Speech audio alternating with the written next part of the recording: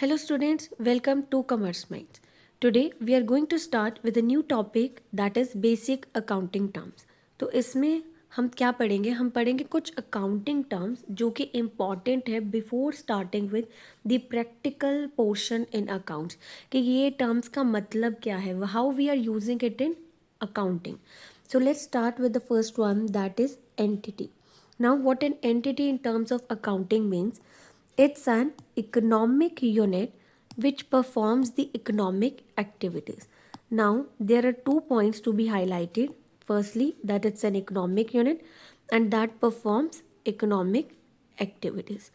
पहली बात तो ये एक इकोनॉमिक यूनिट होना चाहिए और एक्टिविटीज इसका इकोनॉमिक होना चाहिए. Now let's come to what economic unit is. Now economic unit can be any legal entity that is involved in economic production.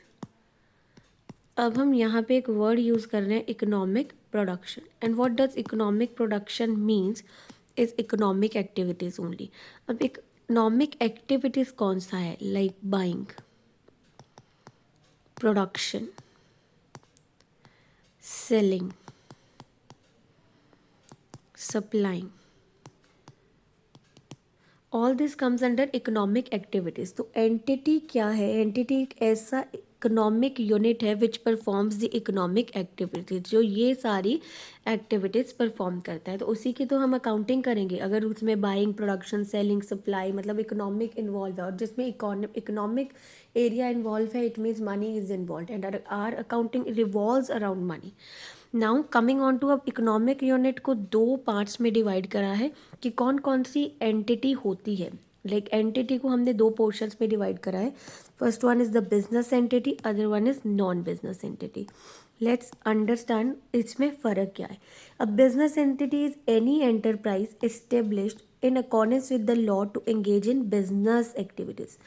मतलब अगर तो वो बिजनेस एंटिटी है देन वो कोई ना कोई ऐसा एक्टिविटी करेगी जिसमें बिजनेस है, लाइक जिसमें हम प्रॉफिट मोटिव के लिए काम कर रहे हैं.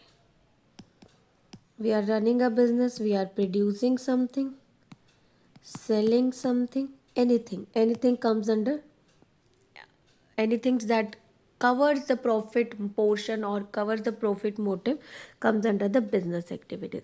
On the other hand, non-business entities set up in accordance with law engaged in the welfare of society in general.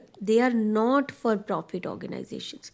So not profit organization doesn't have anything to do with the profit motive. They are running for the welfare of the people. Like इसमें आप बोल सकते हो charitable hospitals होते हैं जैसे. These can be some of the examples of non-profit organizations. Then Rotary clubs. Then coming on to sports associations. All this comes under non profit. अब non profit है बट एंटिटी तो है ना, accounting तो उसका भी होगा, उसने कहाँ खर्चा किया, कहाँ से उसको पैसा आया, एंड अकाउंटिंग तो सबका होगा. दैट इज़ द रीज़न हम इसको कैटेगराइज कर लिया कि बिजनेस एंटिटी है और नॉन बिजनेस एंटिटी है. अकॉर्डिंगली हम इसको स्टडी करेंगे. So with this, our first term entity is completed. In simple words, you need to mention an entity means an economic unit which performs economic activities. Then you need to tell what economic activities are and what are the 2 forms of business entities that are there. And now moving on to the other term that is very important in accounting, that is business transaction. Business transaction is very important to understand. और हमने इसके बारे में lastly भी पढ़ा है because accounting हमारा इसी के अराउंड रिवॉल्व करता है. तो हम घूम फिर के कहीं ना कहीं बिजनेस ट्रांजेक्शन्स पे आ ही जाते हैं कि what are the business transactions. तो business transaction is a financial transaction और economic event entered into by 2 parties. Here the highlighted point is 2 parties. 2 parties involve होना चाहिए एक ट्रांजेक्शन को बिजनेस ट्रांजेक्शन या अकाउंटिंग ट्रांजेक्शन बनने के लिए. Then only it can be counted और recorded in the books of accounting. तो यहाँ से हमें एक चीज़ समझ आ गई कि फाइनेंशियल ट्रांजेक्शन है, financial event in terms of money, मतलब जो भी ट्रांजेक्शन है उसमें मनी इन्वॉल्व होना चाहिए. फर्स्ट ऑफ ऑल, और कोई भी इकोनॉमिक इवेंट है, इकोनॉमिक इवेंट में भी मनी इन्वॉल्व होगा. अब टू पार्टीज चाहिए that initiates the accounting process for recording. मतलब बिजनेस ट्रांजेक्शन क्या है? It's a financial transaction. और इकोनॉमिक यूनिट जहाँ पे दो पार्टीज इसमें इन्वॉल्व होंगी and they will do a transaction that involves money. Okay, and now coming on to कुछ करेक्टरिस्टिक्स है बिजनेस ट्रांजेक्शन्स के. Let's go through that. Characteristics of business transaction. Expressed in monetary terms. So this is expressed in monetary terms. हमने पहले भी एक word को highlight किया था, financial transactions. Transaction should be financial, should be something that can be expressed in terms of money. So it shall be expressed in terms of money, supported by evidence. Supported by evidence is one of the important point where we need to focus on. कि अभी कोई transaction हो गया but हमें उसको support करने के लिए कोई एविडेंस ही नहीं है. Suppose you are buying something from the market, या आप शोरूम गए, आपने वहाँ से एक शर्ट खरीदी. आपने शर्ट तो खरीद ली, आपने उस पर स्पेंड किया 1000 and your father has said you तुम 1000 स्पेंड कराओ and I will pay you back 1000 as it was your pocket money from which you spend the money. But इसको सपोर्ट करने के लिए you don't have any evidence. Evidence means आपके पास bill ही नहीं है. अब अगर बिल ही नहीं होगा तो how you can prove that you have bought that shirt very newly. हो सकता है कोई पुरानी शर्ट ही तुम दिखा रहे हो and you are claiming the money. So it is very important that a business transaction should have a source document. अब ये source documents कौन से होते हैं? जैसे bill, invoice, supplier note, credit note. इसके बारे में भी हम पढ़ेंगे. These are important topics to cover in theoretical portion of accounting, debit notes and all. Then it brings, third point is that third characteristics is it brings the change in financial position. अब इससे financial position change होता है. Financial position change होता है. That is a concept that you need to study that revolves around the fourth point as well, that it has dual aspects or two sides. हमारी दो sides की accounting होती है. accounting में दो ही side होती हैं. एक होती है receiving side, एक होती है giving side. एक business है, अभी मैंने आपको एग्जाम्पल दी. You went to showroom,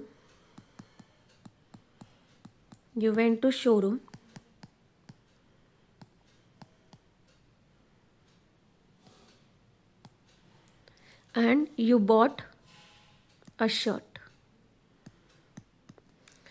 So here receiving party is this showroom is the receiving party of money, क्योंकि वो बिजनेस है, तुम्हारा बिजनेस नहीं है. तुम अपना पर्सनल ट्रांजेक्शन या अकाउंटिंग नहीं कर रहे, हम बिजनेस के पॉइंट ऑफ व्यू से कर रहे हैं. तो मेरे लिए यहाँ पे business is the receiving end. Receiving end जो मनी रिसीव कर रहा है, क्योंकि शर्ट तो आप रिसीव कर रहे हो और हम यहाँ पे ट्रांजेक्शन कर रहे हैं फाइनेंशियल ट्रांजेक्शन, मनी इन्वॉल्व होना चाहिए.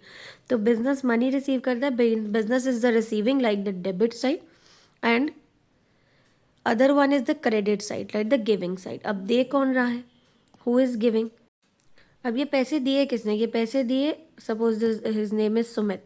तो सुमित ने ये 1000 रुपीज़ स्पेंड करके शोरूम ओनर को शर्ट खरीदी. तो here showroom is the receiver and Sumit is the giver. So every transaction would be having two persons, two people involved. Either can be entity, it can be a business or it can be a person on the other side. But in a business transaction, it needs to be business every time. And there should be two ends. One side would be receiving, other side would be giving. I hope this clear. Let's move to categorizing the business transactions. अब हमने business transactions तो पढ़ लिया कि है क्या और इसका करेक्टरिस्टिक्स क्या है. नाउ लेट्स कैटेगराइज इट कि कौन कौन से तरीके के बिजनेस ट्रांजैक्शंस होते हैं. First is on the basis of relationship with accounting unit and other one is mode of settlement of payment. Now coming on to the first one, internal और accounting transaction. And second one is external और business transaction. हम पहले external को समझते हैं क्योंकि उसको समझेंगे तो आपको इंटरनल क्लैरिटी होगा. External means two parties involve हैं. One party is business itself, क्योंकि बिजनेस इन्वॉल्व होगा तभी तो बिजनेस की बुक्स में ट्रांजेक्शन हो रही है.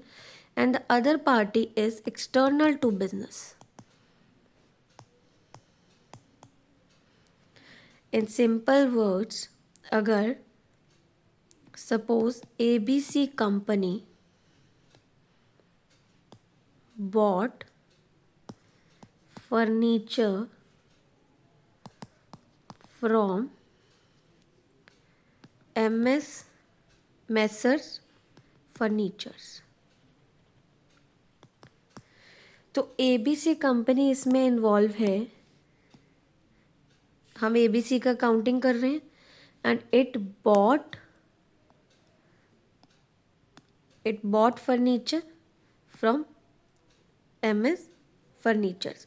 तो इससे ये चीज़ है कि दो एंटिटी हो गया और एक बिजनेस है और दूसरा एक्सटर्नल बिजनेस है, एक्सटर्नल पार्टी है, that is external to the business. And MS furnitures is external to the business. So this kind of transactions are termed as external और business transaction. And other one is internal और accounting transaction. अब internal और accounting transaction को कैसे समझना है. Internal जिसमें second party involve नहीं है, जिसमें सेकेंड पार्टी जो इन्वॉल्व है that is internal to the business only. Suppose हमने एक मशीनरी बाय किया एंड मशीनरी डेप्रिशिएट होता है. Machinery's value in 2010 can not be the same as in 2020 because 10 साल वो चला है, उसका वैल्यू जहाँ 2020 में 20,000 था उसका डेप्रिशिएट होके 2020 में 5,000 ही रह जाएगा. तो ये डेप्रिसिएशन जब हम चार्ज करते हैं बुक्स में that comes under the internal transactions because that are not involving any external party और any business party in the transaction. So that is the reason it is termed as internal transaction and external involves two parties. दोनों में accounts दो ही involve होंगे. This is what you need to understand. Both this should have two accounts involved. But here the accounts should be internal and here the accounts should be external. Can be external. One internal and the other one can be external. Then coming on to mode of settlement of payment. I need not invest much time in this as you are mature enough to understand cash transaction क्या है और credit क्या है. जब आप उसी time पे payment कर देते हो मनी में, हार्ड मनी में जो आपके पास है that is termed as cash transaction. Credit transaction you have not done the payment, you have given the check, you have given the supplier note, credit note, debit note kind of thing, and the payment is is to be made on a later date. That is credit transaction. So next term is account. अब account क्या है. Account को समझना ज़रूरी भी है क्योंकि ये वर्ड बार बार आएगा कि कौन सा अकाउंट डेबिट होगा, कौन सा अकाउंट क्रेडिट होगा. So it's very important to understand it. It is a record of transactions under a particular head of account. It shows the amount of transactions and also their effect and direction. अब हम बहुत सारा accounting का treatment करते हैं. जैसे मैंने बोला कि सुमित ने एक शोरूम से 1,000 का शर्ट खरीदा. अब सुमित तो दोबारा भी वो उसी शोरूम से एक नया शर्ट खरीद सकता है. तो इस शोरूम को अगर पता करना है कि पूरे साल में इन 1 year how much they have earned through Sumit, और अगर सुमित उसको क्रेडिट में पेमेंट करता है तो सुमित पे कितना पैसा पड़ा है अभी जो उन्होंने लेना है, तो वो कैसे पता करेंगे. वो पता करेंगे अकाउंट से. सुमित के अकाउंट में सुमित का सारा ट्रांजैक्शन रिकॉर्ड होगा. Every transaction of Sumit, whether Sumit is buying something on cash, credit, transferring money on a later date, everything would be recorded in Sumit's account. तो जब सुमित के अकाउंट में सब कुछ होगा तो they just need to go to that account and understand क्या सुमित का परचेज था, क्या सुमित को सेल था, क्या सुमित का बैलेंस है जो हमें देना है, क्या सुमित ने हमें कैश में पेमेंट किया. so they can understand this with just one account. That is very particular reason कि accounts को जब हम ledgers में classify करते हैं तो हमें पता चल जाता है कि हमारा status क्या है, क्योंकि सुमित का account आगे चल के हमारे लिए asset है, liability है, हमारा creditor है, ये कि debtor है, वो हमें चीज़ें सब पता चल जाएंगी और इससे हम अपना बैलेंस शीट बनाएंगे. So accounts tell us the amount of transactions and also their effect and direction, किस डायरेक्शन में ये जाएगा. और इसमें बहुत सारे अकाउंट जो आपने नॉर्मल सुने हो, परचेजेस अकाउंट, कितना परचेज हुआ पूरे साल में, सैलरीज अकाउंट, कितने का सैलरी दिया, कितने का वेजेस दिया, कितने का सेल्स हुआ, ये सारे के सारे अकाउंट्स बनते हैं जो अलग हेड्स के अंदर कैटेगराइज होते हैं डिपेंडिंग अपॉन एसेट है, लाइबिलिटी है और पर्टिकुलरली कौन सा एक्सपेंस है. So all this comes under, इनको इंडिविजुअली हम अकाउंट बोलते हैं. ठीक है, तो this was the third accounting term that we were about to cover in this today's session. I hope all the three terms are very much clear to you. The first one was entity, that's an economic unit which performs the economic activities. Business transactions, a financial transaction entered into by two parties that initiates the accounting process. And account, a record of transaction under a particular head of account. So you can refer to this, and I will also try to put this somewhere to you people so that you can go through this notes one in order to uh, prepare for your exams or your test. But this will not be coming directly to you in the theoretical portion. Rather than, it is very important to understand these terms from practical point of view, क्योंकि practical में you need to understand कि business transaction कौन सा है, कौन सा transaction मुझे put करना है. So it is very important, and make sure to have this short snippets of these things in your mind, because यहाँ से आपका practical clear होना शुरू हो जाएगा. I hope you like the video. Kindly like, subscribe the channel and share with your friends. Very soon we would be coming with more accounting terms that are very important for you to understand. Till now, stay tuned. Keep watching Commerce Mind. Thank you.